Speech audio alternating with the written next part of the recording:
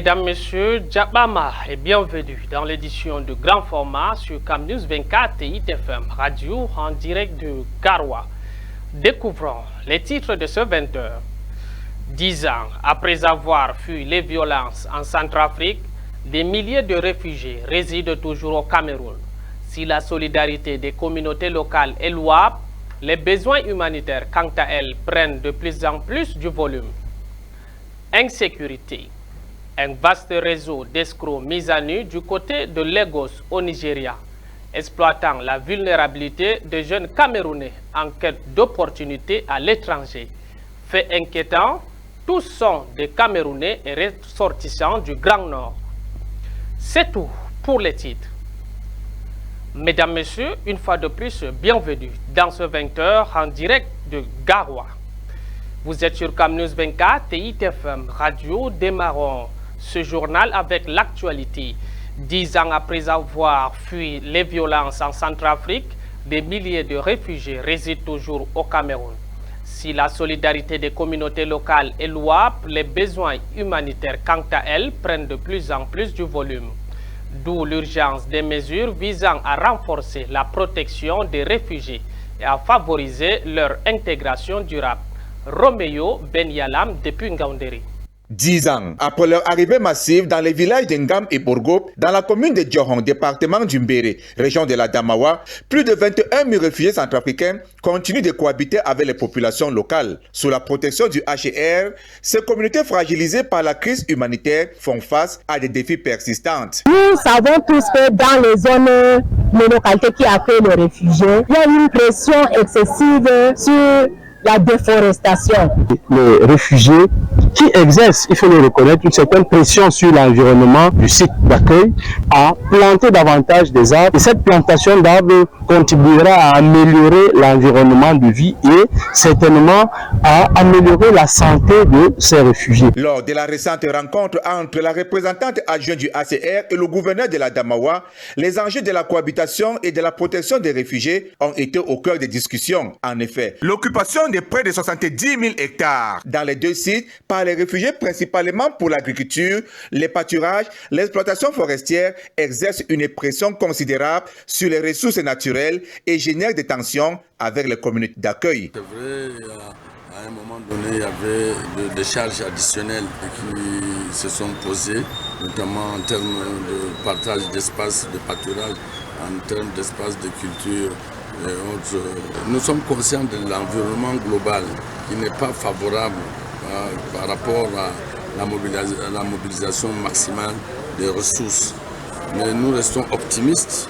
Le HCR vient de confirmer qu'il continue à faire des efforts pour pouvoir mobiliser ces moyens afin que les réfugiés se sentent de plus en plus à l'aise, de plus en plus intégrés dans notre pays. Le départ volontaire de certains réfugiés, couplé au retour d'autres témoins de la complexité de la situation. Pour faire face à ces défis, le HCR et les autorités camerounaises se sont engagés à renforcer la protection des réfugiés et à améliorer la cohabitation avec les populations locales et à soutenir les initiatives de développement durable. Nous sommes plus de 10 ans après, les populations réfugiées sont maintenant très bien intégrées avec les populations locales. Donc c'était juste une visite de terrain, de rencontre, d'évaluation et de voir, comme l'a évoqué monsieur le gouverneur, de voir maintenant, de regarder un peu les solutions durables et de regarder un peu, de continuer les efforts, d'avoir des financements supplémentaires pour continuer nos activités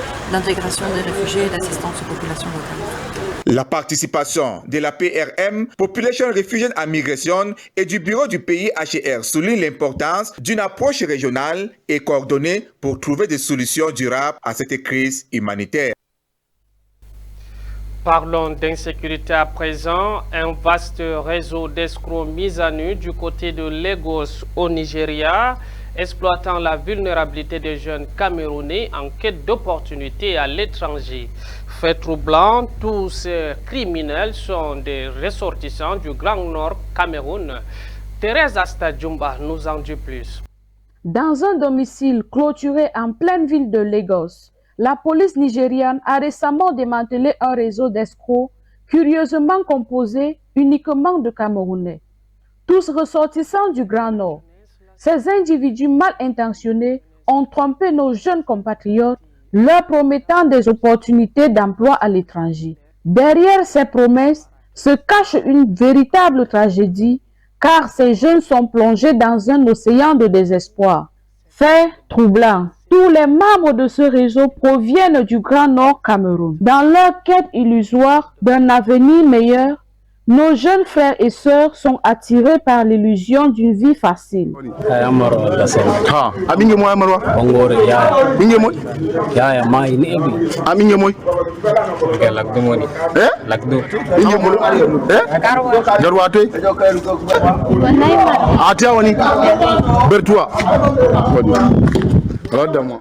Ils tombent ainsi sous l'emprise de faux gestionnaires d'entreprises et d'écoles qui se présentent comme des sauveurs alors qu'ils ne sont que des prédateurs exploitant la vulnérabilité de leurs victimes. D'autres arnaques tout aussi insidieuses consistent à faire venir des proches sous prétexte d'un nouveau départ avant d'exiger une rançon à leur famille. Il est crucial que nous prenions conscience de cette réalité alarmante et que nous agissions avec discernement. Ensemble, protégeons notre jeunesse et offrons-lui les moyens d'accéder à un avenir radieux sans tomber dans les filets tendus par ces escrocs. Parlons à présent de la fête de la jeunesse. La 59e édition à Maroua 3e a été un véritable succès, rassemblant élèves et étudiants dans une parade festive empreinte d'harmonie. Sous le regard bienveillant des autorités locales, cet événement a célébré l'engagement et l'espoir d'une jeunesse prête à relever les défis de demain. Suivons ce reportage pour plus de détails. À Maroua 3e, dans l'extrême nord Cameroun, la 59e édition de la fête de la jeunesse a été célébrée avec un dynamisme et un espoir palpable. Sous le regard bienveillant du sous-préfet M. Guy-Laurent Bitomo et en présence distinguée du maire de la commune, cet événement a pris une dimension exceptionnelle. La place des fêtes s'est animée au rythme des pas des élèves, allant des plus jeunes en maternelle aux étudiants des établissements supérieurs.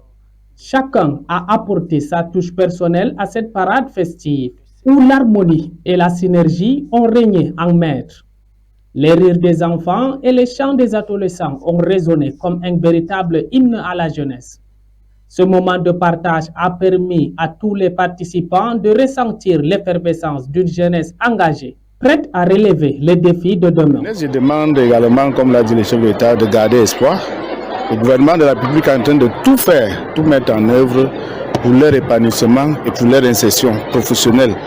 Alors, il reste une seule chose, c'est de se détourner de tout ce qui peut être hostile au développement. Le chef de l'État a parlé de l'utilisation, je veux dire, responsable. Dans la commune de Maroua 3e, cette fête n'est pas seulement une célébration, c'est une promesse d'espoir et d'unité. La célébration s'est clôturée par le passage imminent des partis politiques tels que le RDPC, MDR et ADD, pour ne que citer cela, soulignant l'importance de l'engagement civique dans cette belle journée. La parade du 11 février dans l'arrondissement de Maroua 3e a été riche en couleurs, donnant naissance à une flamme qui continue de briller dans l'esprit des jeunes Camerounais. État civil, 1,7 million d'enfants âgés de 3 à 15 ans ne disposent pas d'acte de naissance selon le BUNEC et l'UNICEF. Face à ce phénomène, les élus de l'extrême nord Cameroun s'engagent à délivrer 15 000 actes de naissance afin de favoriser l'accès à l'éducation à ces enfants perdus de vue. Découvrons ce reportage pour plus de détails. Au Cameroun, une réalité alarmante persiste.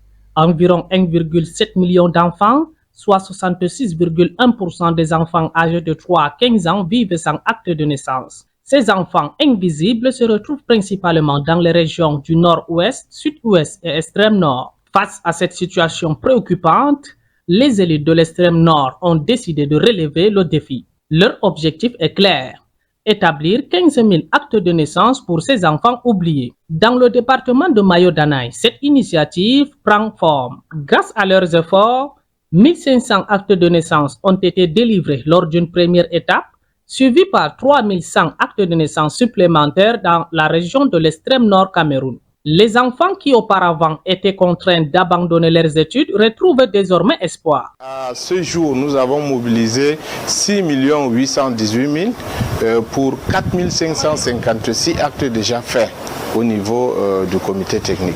Mais nous pensions qu'avec les jours qui suivent, nous allons arriver à l'établissement parce que la demande est tellement haute. Nous sommes à 15 000 demandes.